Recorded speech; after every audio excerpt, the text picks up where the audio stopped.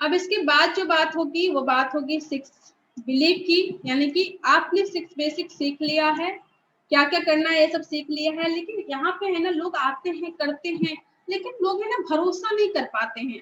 आते हैं 3-4 महीने के बाद चले जाते हैं, तो या 6 महीने के बाद चले जाते हैं, 1 साल के बाद चले जाते हैं। तो यहाँ पे सबसे इम्पोर्टेंट जो होता है कि आप आइए, मतलब जितना आपको जांच पड़ताल करना है कीजिए, मतलब जितना खोजना है खोजिए, जितना कुछ सर्च करना है, जितना ऑफलाइन से पूछना है, जितना नेगेटिव क्वेश्चन पूछना है पूछिए, स्टार्टिंग में पूछ लीजिए। लेकिन जब आप डेडिकेशन के साथ लग गए ना कि हाँ मुझे आरसीएम करना है, उसके बाद आपके पास 6 बिलीव होनी चाहिए। उस 6 बिलीव में पहला बिलीव होता है, वो बिलीव होता है कंपनी पे बिलीव।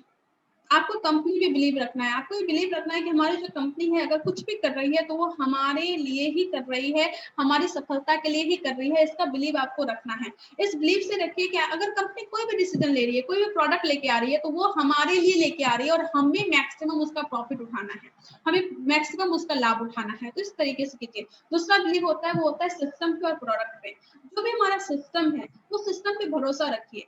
हमारे सिस्टम में ये है तो ये है, हमारा प्रोडक्ट ये है, अगर प्रोडक्ट जो भी है उस पर भरोसा रखिए कि हमारा जो भी प्रोडक्ट लेके आती है कंपनी हमारे लिए लेके आती है। एक अगर एग्जांपल दो, हमारा जो इना साबुन है, हाँ हम लोग बोलते हैं कि इसका ये कैसे है, ये कैसे है, ये कैसे है, पर अगर आप उसमें समझेंगे तो आप देखेंगे कि मैं किसी सर के साथ एक बार मीटिंग में थी, तो सर ने बताया कि सर बोले कि मुझे एक ऐसा साबुन बनाना है जो साबुन का टीएफएम जो है वो 70% से ज्यादा होना चाहिए, ग्रेड है ग्रेड भी नंबर 1 होना चाहिए, और वेट भी है जो अच्छा होना चाहिए, और साथ में वो 9 रुपये में ही आ जाना चाहिए। तो जो कंपनी के अलग जो लोग थे जो कि उस डिपार्टमेंट में थे, उन्होंने बोला पॉसिबल नहीं है, पॉसिबल है ही नहीं, कैसे आप इतना सब कुछ कर लेंगे। तो किसी सर ने बोला कि लेकिन कुछ तो रास्ता होगा। तो उस टीम ने बोला कि एक ही रास्ता है, आपको पूरा का पूरा प्लांट जो है वो आपको बैठाना पड़ेगा, पूरी की पूरी मैन्युफैक्चरिंग यूनिट जो है वो पूरा का पूरा बैठाना पड़ेगा। सर ने बोला कि ठीक है, किसी सर बोले कि ठीक है बताओ कितना रुपया लगेंगे। उन्होंने बोला कि 100 करोड़, 100 करोड़। हाँ, तो सर ने बोला कि चलेगा, लगाओ प्लांट लगाओ। मतलब कि हमारी जो मैनेजमेंट टीम है, हमारे जो फाउंडर हैं, उन्होंने हमारे पास प्रोडक्ट लाने के लिए इतने बड़े बड़े रिस्क ले लिए, इतने बड़े बड़े प्लांट बैठा दिए। उनको पता नहीं था कि प्लांट बैठाऊंगा तो ठीक होगा कि नहीं होगा, इतना बड़ा इन्वेस्टमेंट कर रहा हूँ, ये बहुत बड़ा रिस्क होता है। बट वो रिस्क लेने के लिए तैयार हो गए ताकि आपके पास प्रोडक्ट अच्छे मिले, हमारे पास प्रोडक्ट अच्छे मिले। तो हमें उसमें विश्वास रखना होगा कि हमारा जो सिस्टम है, हमारा जो प्रोडक्ट है वो नंबर 1 है। हमें वो विश्वास के साथ, हमें एकदम बिलीव के साथ काम करना होगा। तीसरा होता है वो होता है अपलाइन। इस पूरे के पूरे यहाँ पे पूरे के पूरे नेटवर्क मार्केटिंग में अगर कोई सबसे ज्यादा आपके बारे में सोच रहा है, अगर सबसे ज्यादा कोई आपकी सफलता के लिए पूरा मतलब अंदर से चाह रहा है कि आपकी सफलता आए, वो आपका अपलाइन ही है, वो आपकी अपलाइन ही है। लेकिन अपलाइन का मतलब ये नहीं होता कि जो आपको ज्वाइन करवाया है, ये चीज बिल्कुल भी मत सोचिए। अपलाइन का मतलब वो स्पॉन्सर और प्रपोजल होते हैं। इसलिए आप जब देखिएगा, जब आप ऑनलाइन फॉर्म भरते हैं तो वहां पे अपलाइन नहीं लिखा जाता है, वहां पे स्पॉन्सर और प्रपोजल लिखा होता है। जो आपको ज्वाइन करवाता है या जो आपको आरसीएम बताता है वो स्पॉन्सर और प्रपोजल ही होता है। अपलाइन वो होता है जिसको आप चूज करते हैं कि हाँ मुझे इनका हाथ पकड़ के आगे तक जाना है।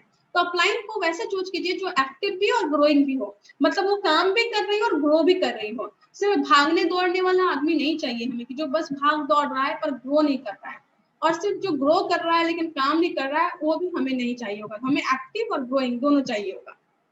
चौथा होता है वो होता है लाइफ लाइन। जो हमारे डाउन लाइन है, जो हमारे लाइफ लाइन है, उस पर आप भरोसा रखिए। वही एक पूरा जरिया है जो आपको आगे बढ़ा सकता है। तो अगर आप उस पर भरोसा नहीं रख सकते तो कुछ भी नहीं कर सकते।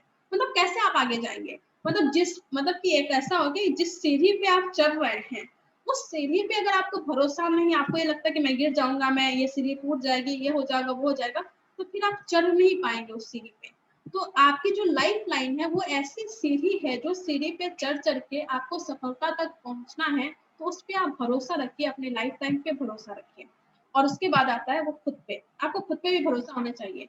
हमेशा ये डाउट नहीं रखना चाहिए। अगर किसी दिन प्लान दिखाने गए, 3 लोगों को प्लान दिखाया और कोई अगर ज्वाइन नहीं किया जाता है तो खुद से डाउट हो जाता है कि अरे मैं नहीं कर पाऊंगा, मुझसे नहीं होगा, लोग मेरे साथ नहीं आते, मुझे अच्छे से नहीं आता, मुझे बात करना नहीं आता, मुझे प्रोडक्ट के बारे में बताना नहीं आता।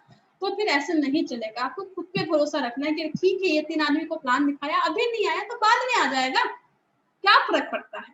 तो वो खुद पे भरोसा आपको रखना पड़ेगा। और इन सब चीजों पे भरोसा करने के बाद लास्ट में आता है वो आता है भगवान पे, गॉड पे भरोसा रखना है।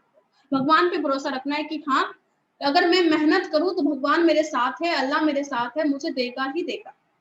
लेकिन हम लोग क्या करते हैं, हम लोग 5 पॉइंट को छोड़ के सीधे गॉड पे टिके रह जाते हैं। ये 5 पॉइंट पे भरोसा करे या ना करे, कंपनी को गाली दे रहे हैं, प्रोडक्ट को खराब बोल रहे हैं, अपलाइन को गाली दे रहे हैं, लाइफलाइन को बोल रहे हैं कि सबसे निकम्मी लाइफलाइन हमको मिली, कोई अच्छा नहीं है, कोई अच्छा नहीं है, कोई काम करने वाला नहीं है, उसको गाली दे रहे हैं और खुद पे भी भरोसा नहीं कर रहे और सोच रहे हैं कि भगवान तो हमको दे देगा, भगवान तो हमको दे देगा। तो ऐसा नहीं होने वाला, ऐसे बिल्कुल भी नहीं होगा। भगवान भी उसी को देता है जो अपने आप पे, अपने आसपास के लोगों पे, अपने अपलाइन डाउनलाइन, अपनी कंपनी, सब पे भरोसा रखता है, उसी को देता है। तो ये इंपॉर्टेंट है, बहुत इंपॉर्टेंट है कि आज से पहले आपने जो भी किया उसको एक साइड रख दीजिए, लेकिन आज के बाद आपकी माइंडसेट जो होनी चाहिए वो इन सब पे भरोसा करने वाली होनी चाहिए।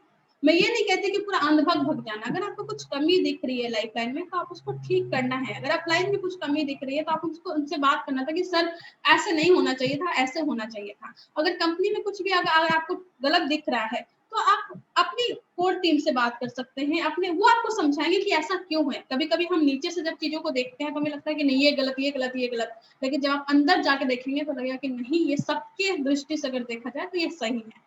तो ये सब चीजें हैं जो हमें ध्यान रखनी है।